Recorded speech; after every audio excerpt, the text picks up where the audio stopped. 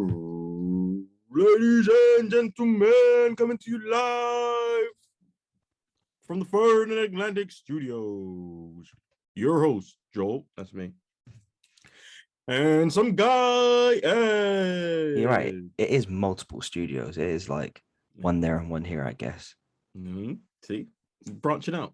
I was just saying, like, I can't believe it's week 4 already. It feels like the season started yesterday. I wish the season started yesterday. That first week was so great, wasn't it? To be fair, there's been some really, really good weeks. There was some really close game. Oh, okay, leads me quite on nicely. The Ravens game, the Chiefs game, there was some really, really close games. Really close games, really highly contested game. The Giants and Falcons game. So, see, okay, there were 1, 2, 3, 4 games which were decided by 3 points. The annoying thing is that you won 3 of them and I only won 1 of them. That is the annoying thing, and that is where I lost this week. Your Ravens won, the Raiders won. I was looking so good with the fucking Dolphins for the first bit, and then the Packers against San Francisco, the late drive. I mean, obviously, I wanted the Packers to win anyway, but fuck. And then, of course, phenomenal. You know what? I gotta give it to you though. Yeah, the Jets. The Jets. What was that? What was that? They are. I think that's what the thing. Have you seen that meme? It's like Homer Simpson, and he looks like really skinny. Oh no, not really skinny, but like just in shape. Mm-hmm. And then it's the Broncos, but then looking behind, it's just like he's clipping up all the fat, and all the fat is the 2 New York teams in Jacksonville. None of them have got wins, and all 3 of them are trash. Was horrific. You went so last week, your 8 picks, you went 6 and 2. The 2 you got incorrect were the Chargers against the Chiefs and the who would have thought that? Who would have thought that? Who would have thought that? To be fair, we did pretty well. Like that was your 6th pick. We let it slide quite a bit. So I think we give each other credit for that. Like we let it slide quite a bit. We didn't take him too high. And then your 7th pick, which was you took the Bucks over the Rams. I think I mentioned to you, I'm super high on the Rams anyway. But again, the Bucks were really tough. But again, we let it drop quite a bit. I just wanted to like a part of me when I sat there and just looked at the score and I watched the highlights of that game, and I was like, is Tom Brady now gonna go like just win every game from now on? Yeah, that's been the narrative. That's been narrative. Like he likes to get an early season loss just to pump up the team. But again, they weren't looking that good at the start of the season. It doesn't really matter how you do the start. It's how you but they weren't looking good and they were winning. So that's that dangerous that dangerous place that the Chiefs were in, and everyone thought they were gonna fall off until they won the Super Bowl. And then but they were in that space, and you're like, when they were the underdog last year at week 5 and everyone thought they weren't going to make the playoffs, that's when they turned it on. So it's one of them things where you think you're comfortable and you get comfortable and you want your team to lose early so that they actually build again. But Brady looked pissed. He looked pissed. And then he's got probably the matchup he's circled most out of any ever. It's coming this weekend. What a week to have your first loss before. What a week. He is coming in so focused. It's ridiculous. Literally, if anyone messes up in that building, he is going to be onto them. Speaking of the Patriots and Tom Brady, I took them against New Orleans last week. So I went 5-3. One of my losses was this. I felt New Orleans it's really hard for them, especially with all the traveling that they're doing and coming up against the Patriots, who I felt were going to be better this year. Maybe I'm overreacting a little bit, but they did lose by 2 possessions, over 2 possession game. But the Saints are finding it. The Saints are finding it hard to find water. Like they're up one week, they're down the next week. Obviously, we know the circumstances surrounding that, but it's very. You don't know how to. I don't know how to play them, to be honest. And another team which I never know how to play is Minnesota, who beat Seahawks. I took the Seahawks last week. The Minnesota seemed like a coked up version of Atlanta. I had no idea what to make of them. I have no idea what I'm getting to them week to week. They have a couple of reliable players, but I just don't know how to pick them. Well, first of all, shout out to Alex who called it. But second of all, you're right. They have weapons. They have game plans that work.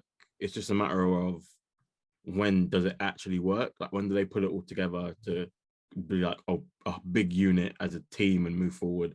It's like they're better than the Falcons, obviously. Like they're more playable than the Falcons. Yeah, definitely. But they are definitely in that same family tree right now. I don't know what the fuck to do with them. Seahawks just fucking annoying. And my final loss. So okay, I'll let you have the floor. My final loss was with my 7th pick. So again, I wasn't too confident with this matchup either. I took the Steelers over the Bengals. The Steelers this year is what I thought they would be last year. I was a year too early. I see the Pirates hat on, representing Pittsburgh. I will let you just say what you got to say. Yeah, I won't disturb you. Just go for it. Okay, so first of all, we always rep the boroughs, but the Berg. I did just say that I wouldn't disturb you about to. Can you please put some bass in your voice, as you like to do? But carry on. No. We always represent the Berg, but this time, not even this time. When I sat down, okay, to put that on, I had the Sky on one screen, the Sky NFL coverage on one screen, and then we've got the Steelers game on the other screen. Volume all the way up on the Steelers game, obviously. And let's just say the Steelers were here. My eyes for the most of the day were over here, because that, like, it's just almost like an Arsenal performance. When you build it up, you spend the whole week arguing your case, with the work colleagues, the friends, like going, no, this is how we're going to turn it around, this and that, and we're a good team, and you're getting all the banner, and then you turn on the game, and it's like you're in an abusive relationship. Like, that was horrific. That was Arsenal against City. That was Arsenal against Brentford. That's what I was watching. Like, nothing clicked. Nothing clicked. I understand we get some injuries, and they're very important injuries. I understand. But it's what I told you, without a rush, what are we? We're Blitzburg. So without the blitz, what are we doing? What are we doing? No run game. The pass game, I don't know how. I don't know what. It's just so, because we look good first week and we look bad. So our players can play well. We have the correct pieces. What is happening? I don't think you lot do have the correct pieces. I think Tomlin has been doing so well to sort of grind out those victories. At the end of last year, there were games when you lot were supposed to lose last year, but 100%. Through a last-minute drive or something like that, you managed to pull out the bag or had a last-minute stop. I remember, there were a couple stops I remember at the end of last year that were one-possession games that you did really well to stop. But I don't think your team is as complete as you think it is. Shout out James Conner, who was grilled by every Pittsburgh fan because they thought he was a shit running back, when, as I said to you last year, I just think the O-line isn't what it's supposed to be. Don't you have a whole new O-line since it was from last year? And it's arguably worse this year than it was last year. Big Ben. We've got a lot of young pieces that are going to gel together and, be better in years to come. And Big Ben is waiting for a Zimmer frame to come in this week from Amazon Prime. He had to order it after last week's performance. How many checkdowns can you do, bro? Najee, poor Najee. I've got him in my work fantasy draft. He is making plays, but he doesn't have the opportunity with that O-line around him. And then defense, as you said, anyway. As you said with your defense, without that pass rush, it's difficult. Well, pass rush is the key to everything. The quicker the pass rush, the better the coverage is, and the more chance the defense is likely to make a play. We got run for. I told you about Tyson in the middle when he went down. I told you, and they were just running through the middle with that, no problem. But I mean, Blitzburg, we're supposed to be Saxonville. I think we've got 2 or 3 sacks all year. It works as a name, but as an ideology, it just doesn't work. So, yeah, it'd be interesting now to see how we pick the Steelers moving forward, because, I don't have too much faith in them. I didn't pick them last week, and I was surprised you picked them. I told you I didn't pick. I was letting them drop. I was letting him drop. I didn't know. I just don't know how Jamar Chase can run past you so many times. Well, they've got the Packers this week, so yeah. I think just bring in Aaron Rodgers that can place the ball wherever he wants to after a week that he really dialed it in. Yeah, we really want that right now.